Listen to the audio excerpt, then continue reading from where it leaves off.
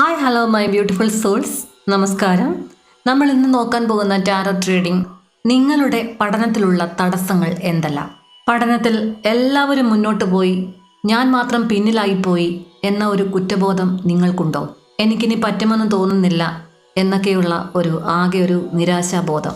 നിങ്ങൾക്ക് മുൻപിലേക്ക് അവിചാരിതമായി വന്നിരിക്കുന്ന ഈ ഒരു റീഡിംഗ് പഠനത്തിൽ നിങ്ങൾക്കൊരു ഡിവൈൻ ഗൈഡൻസുമായിട്ടാണ് എത്തിയിരിക്കുന്നത്. ആദ്യമായിട്ടാണ് ഈ ചാനൽ കാണുന്നത് എങ്കിൽ ചാനൽ സബ്സ്ക്രൈബ് ചെയ്ത് നിങ്ങളുടെ എനർജി ഈ ഒരു റീഡിങ്ങുമായി കണക്ട് ചെയ്യുക. ഒരു ഡീപ്പ് ബ്രെത്ത് എടുത്ത് അല്പമൊന്ന് മെഡിറ്റേറ്റ് ചെയ്ത് മനസ്സൊക്കെ ഒന്ന് കാമാക്കിക്കൊണ്ട് ഈ ഒരു റീഡിങ്ങിലേക്ക് ശ്രദ്ധ കൊണ്ടുവരിക. പോസിറ്റീവായിട്ടിരിക്കുക. നമുക്ക് റീഡിങ്ങിലേക്ക് പോകാം. നിങ്ങളുടെ പഠനത്തിൻ്റെ ഒരു കറണ്ട് സ്റ്റേറ്റാണ് ആദ്യം നമ്മൾ നോക്കുന്നത്. ഫസ്റ്റ് വന്നിരിക്കുന്ന കാർഡ് 3 ഓഫ് പെൻറ്റക്കിൾസ് ആണ്. ശരിക്കും നിങ്ങൾക്കൊരു കഴിവുള്ള വ്യക്തികൾ തന്നെയാണ് ഇത് കണ്ടുകൊണ്ടിരിക്കുന്നവർ. പക്ഷേ പ്രശ്നം എന്താണെന്ന് പറഞ്ഞാൽ എല്ലാം ഒറ്റയ്ക്ക് ചെയ്യണം എന്ന ഒരു മെൻ്റൽ പ്രഷർ. ആരോടെങ്കിലും ഒന്ന് ഹെൽപ്പ് ചോദിച്ചാൽ അത് ഒരു ചെറുതായി കാണുമോ, അതല്ല എങ്കിൽ അത് ചോദിക്കാനുള്ള ഒരു മടി, അതിനെയൊക്കെയാണ് ഈ ഒരു കാർഡ് സൂചിപ്പിക്കുന്നത്. ശരിക്കും പഠനത്തിൽ വലിയൊരു ബ്ലോക്കേജാണ് ഇതെന്ന് പറയാം. കാരണം അറിവ് സമ്പാദിക്കുക എന്നുള്ളത് അതിനി ഒരു കൊച്ചു കുട്ടിയിൽ നിന്നാണെങ്കിൽ തന്നെയും അവർക്ക് ഒരു ടീച്ചറിൻ്റെ സ്ഥാനം കൊടുത്ത് പഠിക്കേണ്ടതാണ് എങ്കിൽ അത് പഠിക്കുക തന്നെ ചെയ്യണം.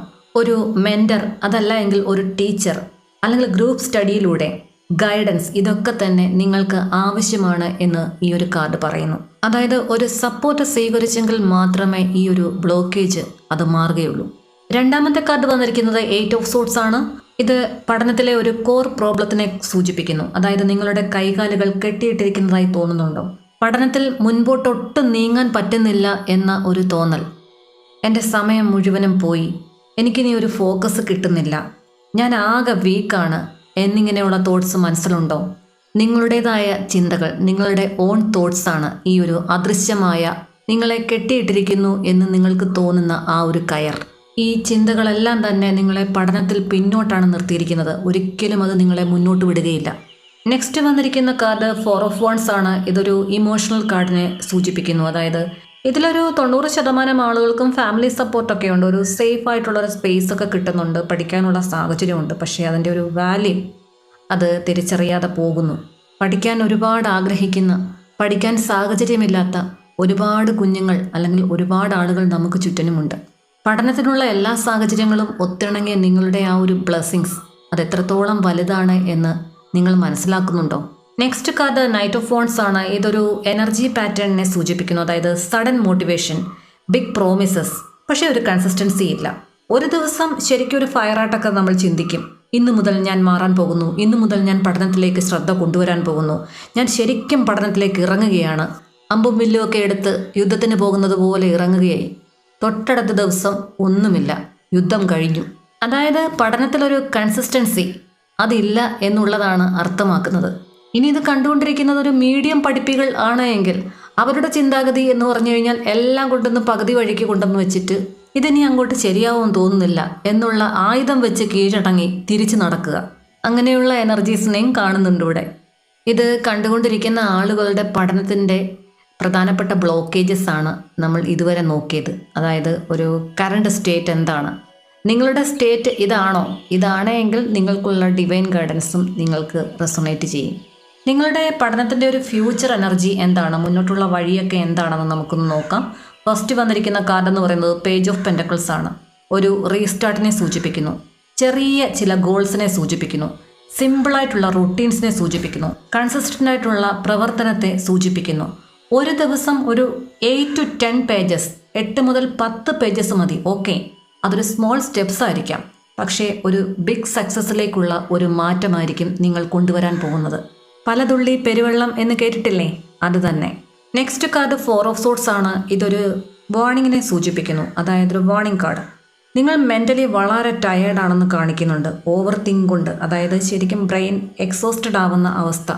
ആവശ്യമില്ലാത്ത കാര്യങ്ങളെല്ലാം കൊണ്ട് ബ്രെയിനിൽ ഇങ്ങനെ ഡംപ് ചെയ്തിട്ടിട്ട് ശരിക്കും ഓവർ തിങ്കിങ്. ഒരു ഹീലിംഗ് ഈ ഒരു മേഖലയിൽ വളരെ അത്യാവശ്യമാണ്. ആ ഒരു ഹീലിംഗ് ലഭിക്കണമെങ്കിൽ നിങ്ങൾ റെസ്റ്റിലേക്ക് പോകണം. എന്ന് വെച്ച് കഴിഞ്ഞാൽ പെർമനൻ്റ് റെസ്റ്റിലേക്കല്ല, ആ തലച്ചോറിന് അല്പം റെസ്റ്റ് കൊടുക്കുക, ഒന്ന് ഹീല് ചെയ്യുക. ഇതുവരെ എനിക്ക് ശരിയാകാൻ പറ്റിയില്ല, ഓക്കെ, പാസ്റ്റിൽ പോയി നമുക്ക് തിരുത്താൻ പറ്റില്ലല്ലോ, പക്ഷെ നമ്മുടെ കയ്യിൽ പ്രസൻ്റ് ഉണ്ട്. പ്രസൻറ്റ് തിരുത്തിയാൽ നല്ല ഒരു ഫ്യൂച്ചർ നമ്മുടെ കയ്യിലിരിക്കും.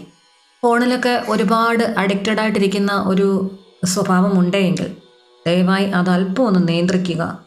നന്നായി ഉറങ്ങുക. ഒരുപാട് തിരക്കുകൾക്കിടയിൽ നമ്മൾ ഇനി ഒരു വർക്ക് ചെയ്യുകയാണെങ്കിലും എന്താണെങ്കിലും പഠനമാണെങ്കിൽ തന്നെയും ഒരു ദിവസം നമുക്ക് ഫോണൊന്നുമില്ലാതെ വേറെ കാര്യങ്ങളിലൊന്നും ഇൻവോൾവ് ആവാതെ ഒന്ന് സൈലൻ്റായി നമുക്ക് നമ്മളിലേക്ക് തന്നെ ഒന്ന് ചുരുങ്ങുന്ന ഒരു സമയം അത് കൊടുത്തു കഴിഞ്ഞാൽ ശരിക്കും അതൊരു റീസ്റ്റാർട്ടിംഗ് ആയിരിക്കും. അത് ഏത് മേഖലയ്ക്കും അത് വളരെ ആപ്റ്റാണ്. നമ്മുടേതായിട്ടുള്ള ഒരു വേൾഡ്, അതായത് വേറെ ഒരാളെയും ഇൻവോൾവ് ആക്കാതെ നല്ല ഫുഡ് കഴിച്ച് നന്നായി വിശ്രമിച്ച് നന്നായി ഉറങ്ങിത്തെളിഞ്ഞ് ശരീരവും മനസ്സും ഒന്ന് റീസ്റ്റാർട്ട് ചെയ്തുകൊണ്ട് വീണ്ടും പഠനത്തിലേക്കൊന്ന് ഇറങ്ങി നോക്കിക്കേ.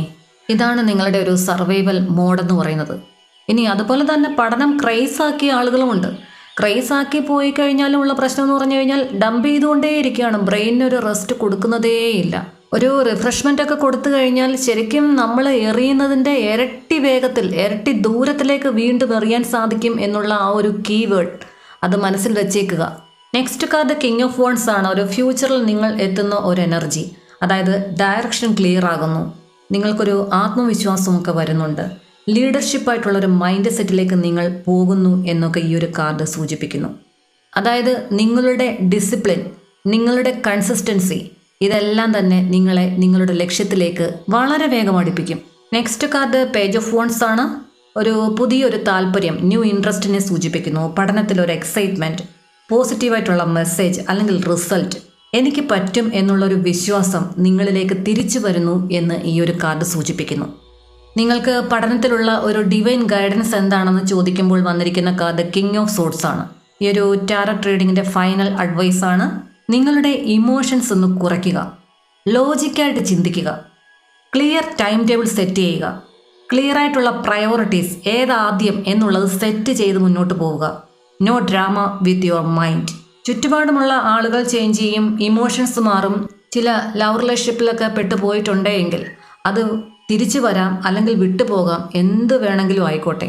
പക്ഷേ നമ്മളുടെ കൺസിസ്റ്റൻസി യാതൊരു കാരണവശാലും കരിയറിലും അതുപോലെ തന്നെ സ്റ്റഡിയിലും ബ്രേക്ക് ചെയ്യാൻ പാടില്ല. നിങ്ങൾ ഉദ്ദേശിക്കുന്ന ഒരു പൊസിഷനിൽ, ഒരു ജോലിയിൽ നിങ്ങൾ ഇരിക്കുന്നതുവരെ, അവിടെ നിന്നും സാലറി കയ്യിൽ കിട്ടുന്നതുവരെയും പഠനം ഒഴിവാക്കാൻ സാധിക്കില്ല. അതുകൊണ്ട് തന്നെ എനിക്കിന്നൊരു മൂഡില്ല, നാളെ പഠിക്കാം എന്ന് പറയുന്ന ഒരു മെൻറ്റാലിറ്റി ഉണ്ടെങ്കിൽ തോൽവി എന്നത് നിങ്ങളുടെ ജീവിതത്തിൽ ഉടനീളം എഴുതി ചേർക്കേണ്ടി വരും. ഓരോരുത്തരുടെയും പഠനം വ്യത്യസ്തമാണ്. നിങ്ങൾക്ക് മാത്രമേ അറിയുള്ളൂ നിങ്ങളുടെ സ്റ്റൈൽ എന്താണ്. ഏത് വഴി പോയി കഴിഞ്ഞാൽ എനിക്ക് ക്രാക്ക് ചെയ്യാൻ സാധിക്കും എന്നെല്ലാം അറിയാം. പക്ഷേ മടി എന്നുള്ളതാണ് ഈ പിന്നോട്ട് വലിക്കുന്നത്. ഇത് കണ്ടുകൊണ്ടിരിക്കുന്ന ഒരു 99% ആളുകളും പഠനത്തിൽ കഴിവുള്ളവർ തന്നെയാണ്. എന്തൊക്കെയോ സാഹചര്യങ്ങളിൽപ്പെട്ട് അത് ഡ്രോപ്പായി നിൽക്കുന്ന ഒരവസ്ഥയാണ് കാണിക്കുന്നത്. നിങ്ങൾ അന്വേഷിച്ചു കൊണ്ടിരിക്കുന്ന ഒരു ക്ലാരിറ്റി ഈ ഒരു റീഡിങ്ങിൽ കൂടി കിട്ടിയിട്ടുണ്ടെങ്കിൽ ചേഞ്ച് ആവുക, കൺസിസ്റ്റൻസി പഠനത്തിൽ കൊണ്ടുവരിക. ചെറിയ ഒരു സ്റ്റെപ്പ് ആണെങ്കിൽ കൂടിയും അത് എടുക്കാതിരിക്കരുത്. വലിയ വലിയ ചേഞ്ചസിലേക്ക് നിങ്ങളെ അത് കൊണ്ടുപോകും. ഡെയിലി നിങ്ങൾക്ക് വേണമെങ്കിൽ ഒരു അഫർമേഷൻ ചെയ്യാവുന്നതാണ്. ഞാൻ കേപ്പബിൾ ആണ്, ഞാൻ സ്ലോ ആണെങ്കിലും സ്റ്റഡിയാണ്, എൻ്റെ സമയം വരും.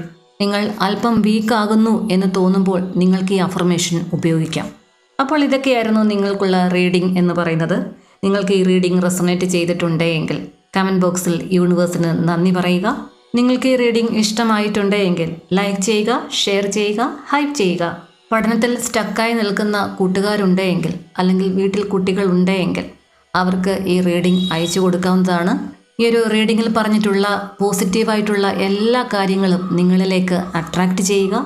നിങ്ങളെ വിഷമിപ്പിച്ചുകൊണ്ടിരിക്കുന്ന എല്ലാ കാര്യങ്ങളും ഈ ഒരു പ്രപഞ്ചശക്തിക്ക് മുൻപിൽ സറണ്ടർ ചെയ്യുക.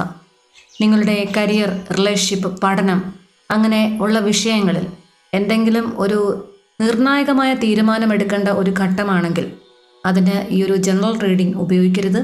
തീർത്തും ഒരു പേഴ്സണൽ റീഡ് എടുക്കേണ്ടത് വളരെ അത്യാവശ്യമാണ്. നിങ്ങളുടെ എനർജിയുമായി റെസൊണേറ്റ് ചെയ്യുന്ന ഒരു ടാരറ്റ് റീഡറിനെ സമീപിച്ച് നിങ്ങളുടേതായ ഒരു പേഴ്സണൽ റീഡിംഗ് എടുക്കേണ്ടത് വളരെ അത്യാവശ്യമാണ്. എൻ്റെ പേഴ്സണൽ റീഡിനുള്ള നമ്പർ സ്ക്രീനിൽ കൊടുത്തിട്ടുണ്ട്. ആ നമ്പറിലേക്ക് വിളിക്കുകയോ മെസ്സേജ് അയക്കുകയോ ചെയ്യുക. പേഴ്സണൽ റീഡിംഗ് പേയ്മെൻ്റ് ഉണ്ട്. എൻ്റെ ദിവസേനയുള്ള പ്രാർത്ഥനകളിൽ ഉൾപ്പെടുത്തുന്നതിനായി നിങ്ങളുടെ പേരും നാളും ചേർത്ത് കമൻറ്റ് ചെയ്യുക. തീർച്ചയായും നിങ്ങളെ എൻ്റെ പ്രാർത്ഥനയിൽ ഉൾപ്പെടുത്തുന്നതായിരിക്കും. ഈ ഒരു റീഡിംഗ് കണ്ടുകൊണ്ടിരിക്കുന്ന നിങ്ങൾക്ക് പഠനത്തിൽ സ്റ്റക്കായിരിക്കുന്ന ഒരു അവസ്ഥ മാറി ശരിയായ ഒരു ക്ലാരിറ്റിയിലൂടെ പഠനത്തിൽ ഒന്നാമതെത്താൻ ഈ പ്രപഞ്ചശക്തിയോട് ഹൃദയം നിറഞ്ഞ് പ്രാർത്ഥിച്ചുകൊണ്ട് നിർത്തുന്നു. നന്ദി, നമസ്കാരം.